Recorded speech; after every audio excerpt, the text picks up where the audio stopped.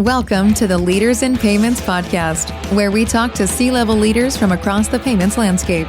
We'll be discussing the products and services that impact the payment space today, as well as trends and predictions for the future of payments. We will also hear stories from our guests about their journeys to the top. Hello, everyone, and welcome to the Leaders in Payments podcast. I'm your host, Greg Myers, and on today's show, we have a very special guest, Ariel, the CEO of EverC. So welcome to the show. Thank you so much for having me. Absolutely. So let's start out by having you tell us a little bit about yourself, maybe where you're from, where you grew up, where you went to school, a few things like that.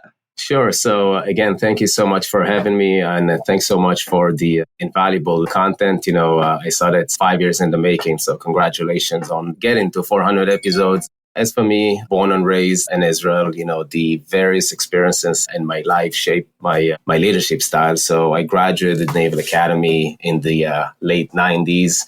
Served for almost 10 years in several leadership executive positions, and that experience taught me a lot, starting from how to build a team, how to operate in a team, how to operate under high pressure environment, and the significance of planning. From there, I continued into accounting school and law school. These two experiences taught me a lot about the business world, right? Those two different languages, the legal language of business and the financial aspect of that. From there, did my business school at the University of Chicago, amazing experience, cold city, the windy city, spent 2 years in the windy city, moved there for almost a decade in the Big Apple in New York City, 2 years in London and back to Israel. So I'm based in Israel these days. Married with an amazing and supportive wife and 4 kids in the span of 6 years. So she's definitely the real trooper here. My 2 older boys envisioning themselves being a professional soccer player. I find myself a lot over the weekend, spending on, in the soccer field. So that's about it in a short manner. Okay, awesome. Well, let's talk about the company. So tell the audience what EverC does. Sure. So we are a risk intelligence platform for the global digital commerce. We provide merchant and product risk insights to enable our clients to automatically intercept illegal activity at scale. Our platform is 2 main products, a unified platform, 2 main products. The first one and the legacy product is Merchant View. Everything you want to know about the merchants, from onboarding the merchants, monitoring, transaction laundering, the ICP, the client profile being acquirer processors, PSPs, PayFacs, ISOs, buy now, pay later platforms. On the other side of the platform, once you understand the merchants, we expanded the platform into products, right? You want to understand if you see a store, you want to walk into the store virtually. So that's product level classification. Can you sell a pen? Can you sell cannabis? Can you buy it in Spain and ship it to France or in different states in the US because the regulation is different? And essentially is fighting illicit products, counterfeit, or anything that is not under the AUP, the accepted user policy that a marketplace is. Again, the profile of the clients here are marketplaces. We are a B2B large enterprise, company. We're globally, we're a global company. We're all over the world. So we started from, we started North America, but, today we're serving clients all over the world. What we saw is that, the fraudster on one side of the world, tomorrow is on the other side of the world. And the fraudster on one platform, tomorrow is in another platform. So the global reach is very, very important from that perspective. Okay. And how do you go to market? Do you have a sales team? Do you work through partnership channels? Sort of what's the go-to-market strategy? The initial strategy and the main one today, we're going direct. We're working with the largest organizations in the industry. And over there, we just, go to them instead of like doing the trade shows and all this, which we do as well. We just go to them and offer our products. We believe in the superiority of the product. And once they test it, most times that's the sell. We're now expanding into partnerships, and in places we don't have main offices, we will leverage local partners to deliver the products. Okay. And how big is the company? Well, from an employee count, we are roughly, 130 people. Product and R&D are based in Israel, go to market all over the world. It's hard to have a conversation about what you do and not talk about AI. So how do companies that you work with use AI to help reduce risk in own environments? Before answering this, let's just take a step back and talk about the industry and see, because the industry is changing dramatically in front of our eyes, right? So just, from 30,000 foot, fraud is on a massive rise. If we go 5-6 years back, when COVID hit, right, the mom and pop shop or, companies with no online presence, like, you got to be online. You want to be in business, you got to be online. And that was an influx of merchants online. Not only this, with COVID coming, everyone needs to be online and new methods of payments. Everyone wants everything immediately. So, you saw an influx of merchants. With that, with the Gen AI coming, right, and with everyone online, the fraudsters are coming. They see that they can take advantage of the system. And now, armed with Gen AI, with the ability to supercharge, fraud, you got to lean to the future and you got to use technology as you do that. The other thing that we see, and again, talking about AI, we see the influx of, or the emergence of a class, call it the nano merchants, right? So you see that, today, with all the tools and the technology, you can be a sole proprietor, one person, one man show. So on the one hand, you're selling out of your garage. On the other hand, you buying stuff. So there is a convergence of the seller and the buyers, right? And that the significance of understanding who is behind, the keyboard is very, very important. And if in the past you saw that, hey, we hold, if you think about the schemes or some other identity companies, we understand what's the identity of the individual. Today, you got to be able to connect the two, because nano merchants represent a significant amount overall. You got to have sort of like a business graph that you can match with the other data points that you have. So connecting to your question about AI, got to embed AI in everything that you do. You got to lean to the future from that perspective. In our industry, if you think about the past, it was analyst driven and rule-based driven. Today, when the fraudster have like fraud as a service and all that jazz, you got to be able to fight with technology. You got to have Gen AI embedded in all aspects of your operation. It's not only, as you build the models, right? It's across the company. It's HR, it's operation. So our clients, definitely while using us, we tell them, you focus on what you do best. Let us, come with the best technology out there with all, maintaining the regulation and all the different frameworks, and you focus on what you do best. Yeah, I think that's a good segue kind of to the next question or thought is, these companies, obviously you want them to do what they do best, but some of them might choose to build something in-house. So have that, maybe talk to us about the in-house decision, building it in-house versus, outsourcing it to someone like you. That's a great question. So, there is a lot of investment, coming into this, right? So, a lot of times, especially you're talking about, tech-oriented companies, because most times you're not going to find regular financial institutions, trying to build it in-house.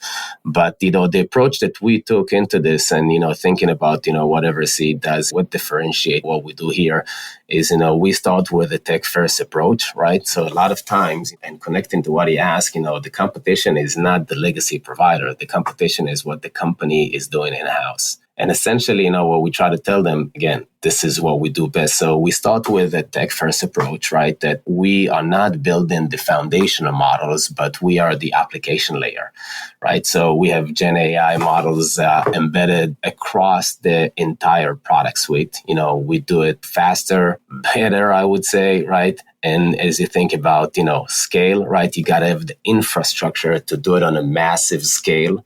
You got to make sure that you are maintaining the regulatory know-how and the changes all over the world. And you got to make sure that you have all the data, because at the end of the day, with the fraudster, it's not like a fraudster will come to you, Greg, and say, hey, Greg, I'm a fraudster. Can I stop processing? You got to be able to find them and to trace them, right? So the business graph and understanding the data points from all over the world. So we not only know the merchants, but we know dozens of millions of data points that are connected to each and every one of them. That helps you to identify the hidden risk across the platform. So, it saves you, again, and you think about, the building in-house, it saves you a lot of manpower. You are constantly staying on top of, the most recent regulatory framework. And instead of employing all these people, you can allocate all these resources to what you do best. The last component that I would say for this one is that, as a company, when you build this, you only see what you see. When you use a vendor, you have a holistic approach, a global approach that, as we said earlier, fraudster are, the world is a small global village, and fraudster on one side of the world, tomorrow on the other side. When you use a vendor that has a global outreach and a scale that you can grow within, because a lot of times, you get to big companies and big processors with 20, 30 million merchants, right? You got to have the system and the infrastructure that will support your growth. So this is where we come into play, and this is why we partner with the biggest financial institutions and PSP all over the world, the biggest tech companies that you can imagine, to provide our services. Okay. What would you say are like the maybe top three things that you think a company, one of your customers, should be thinking about when it comes to, protecting their business? It's a good question. So, first, you got to make sure that you have the right tools in place. With the right tools, you have scale, you have speed, and you can see the precisions. You constantly need to be on top of everything that has happened because, listen, with the world of technology today, things are changing on a daily, weekly, monthly basis. 3-4 weeks ago, we learned about DeepSeek. We didn't know anything about this before. And, how come these guys did the training for $6 million that the other guys, was like 50 billion, like something doesn't make sense.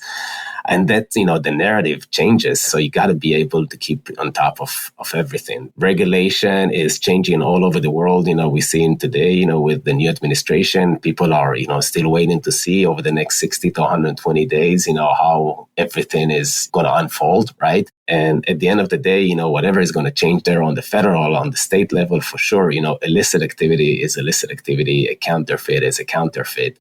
So definitely constantly stay on top of what's happening in the regulation, stay on top of what's happening with technology, stay on top of what's happening in the industry and fraudsters, because they have blogs and they have communities. And to some extent, if you think about the future, I think that one of the things that our industry needs to be better is us collaborating together between the financial institutions and the vendor. Again, easier said than done, but if we all find a way to work together, that's something that can enable growth, additional growth for the whole industry. And you started to talk about this a little bit earlier, but what makes you guys different than your competitors out there?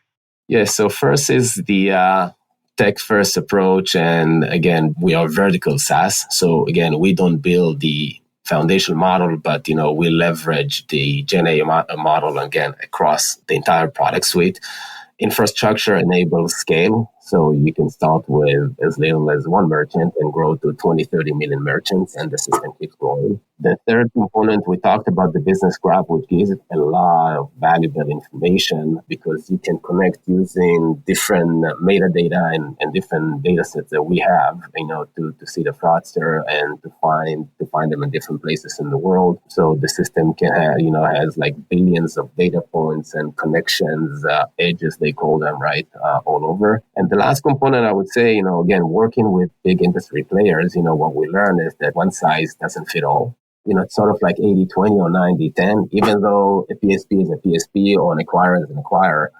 Sometimes, risk tolerance or risk aversion is different. And you can actually, the system giving you the ability to customize, to configure in an unmatched, manner, to configure to your own AUP or to your own risk aversion or tolerance. So that's definitely a big and significant differentiator here.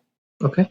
Well, let's talk about the future. So let's start big picture. What do you see as the trends in this fintech sector that we all make a living in? First, when fighting fraud, again, just lean to the future because that constantly evolve. Second, as we said with the nano merchants, you got to have the ability to process a lot of data points so you know how to differentiate between the known bads, known goods, and how to enable business, because at the end of the day, we are here in the business of helping you grow. And to some extent, we got your back. You go and do your business. We got your back and go and grow your business. So, the data graph and the technology is very important. I think that, you'll see, as we mentioned, the integration of AI across, all facets of business. So, we see stuff from CEO of Klarna talking about, how they do business, and is very bold and blunt about this, right? but you got to be able to implement this. We see the regulatory framework, the US and the EU, we see that there are different approaches into doing business, and that's definitely changing. And then I think that, the last component is, again, it's the collaboration. Collaboration, super important here because, together we win. I think that, we're going to start seeing more and more collaboration between the different players to achieve better results and better growth and to have a unified wall against the bad guys. So let's dive maybe into kind of the space you play in. Where do you see the fraudsters going? I mean, it feels like, they're always a step ahead. We're always trying to catch up. So where do you think the fraudsters are headed? Well, just, to talk about some things that we see some pig butchering. You probably heard about this ramen scams. Scams are on massive rise, with deep fakes. You probably read like a year ago about the poor guy. I think it was in Singapore that, was sure he was talking to his CFO and he wired $25 million, right? With the deep fake and the dabbing technology, you shouldn't be talking to A, but it's, B. So, you see a lot of scams happening. You see a lot of times, technology taking advantage of older people because they are slower to adapt. You see the usage of, again, Gen AI to, with site spoofing and all that, all these things that, you got, again, there is no way that the human being can track all this. So again, you got to fight technology with technology. But, we definitely see a massive rise, of fraud, right? Today where like a third of the world population is online. The fraudsters are here, to take advantage of this. Research shows roughly $100 billion of loss, to online fraud on an annual basis, right? So definitely big. And you think about counterfeit is like $2 trillion. If you think about absolute dollars are being sold, and there's a big component of, counterfeit there. And when you try to break it down, with counterfeits, right? Essentially, again, let's take it to today, right? We know everything with the weight loss injections. So, people can sell you fake ones, right? And when you do that, what happens, right? Or, with some states with the abortion law, right? Maybe people go online and buy, pills that they are fake ones. There's like health issues. So it's not just about, hey, I bought like a fake Gucci and what I do with that, right? But there's like serious, health implications. And that, leads us that you got to find solutions into how you solve this problem with technology at scale, globally, with the tools and constantly be on top. Yeah. Without sharing the secret sauce, but how do you yourself, your company, and your customers, like, how do you adapt to these changes? When you catch up to the fraudsters, then they start doing the scams and the other things. Like, how do you adapt to those kind of changes? With the power of technology, again, it's not like a human being, can track all these changes, but with the power of technology, with the power of the flywheel that we've created, again, coming with a tech-first approach, this is how the company started, right? So first, always trying to keep ourselves the most up-to-date technology. Second, keeping ourselves up-to-date, with everything that's happening regulatory-wise and all over the world. Sometimes, seeing one type of scam on one side of the world, one should assume that they're going to see it on the other side of the world in a month, a day, a week, whatever time frame. So you got to be aware of that and talking to alikes, right? Like, what do you see, right? So once you collaborate and hearing stuff, you can come and be prepared. But essentially, the technology does a big component of that. The human element, and there's always going to be a human element inside the technology when we're talking about regulation and everything around this, keeping ourselves constantly informed with what's happening around us. Okay. Well, let's switch gears a little bit and talk about you. And you walked us through a little bit of your professional journey, but maybe walk us through that again in a little more detail and maybe how you got to your role there. Yeah, sure.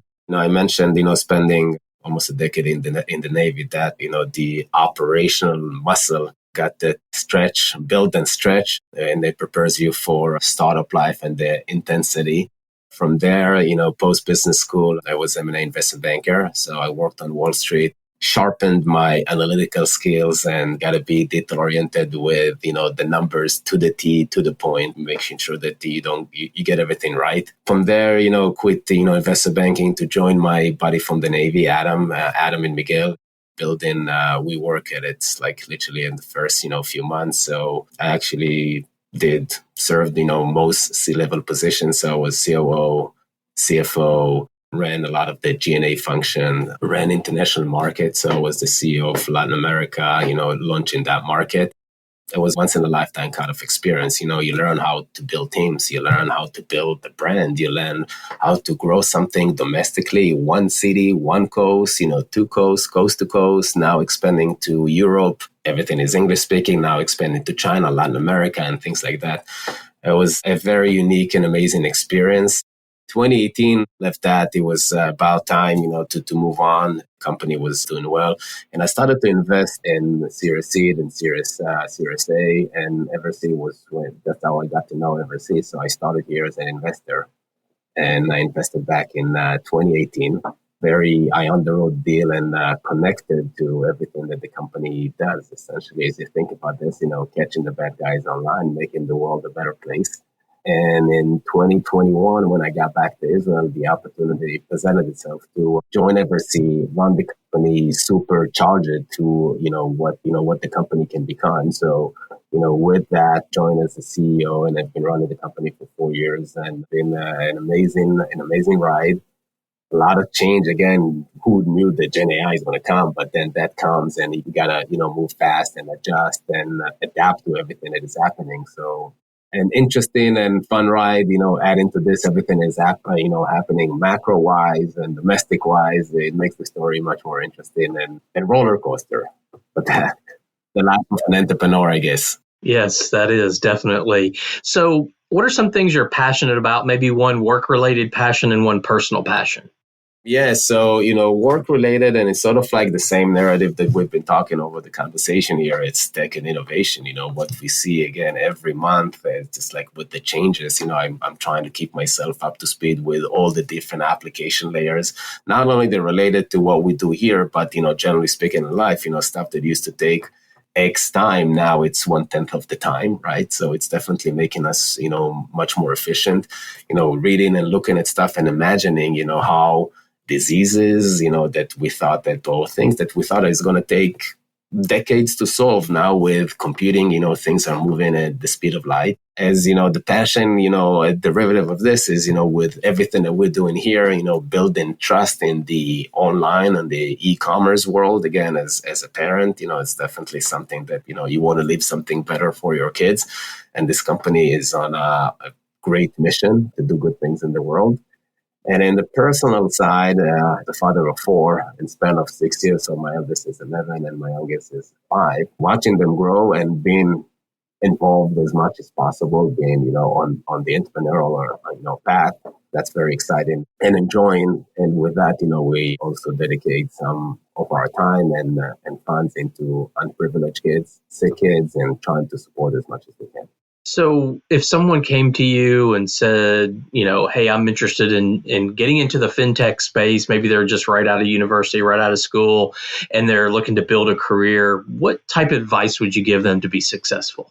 First, in the spirit of the whole conversation is embrace technology, right? The risk management evolves so rapidly, right? So you got to understand technology. You got to understand, AI and machine learning and data analytics and everything that is happening around you, because you got to lean to the future, right? And in the past, it's like, I'm going to know the industry. I'm going to be good enough. No, you got to understand technology and how that, plays out. Today, you don't need to be a techie or know how to code in order to produce code or products. And that's a big shift that constantly shifting, in front of our eyes. So that's, the first one.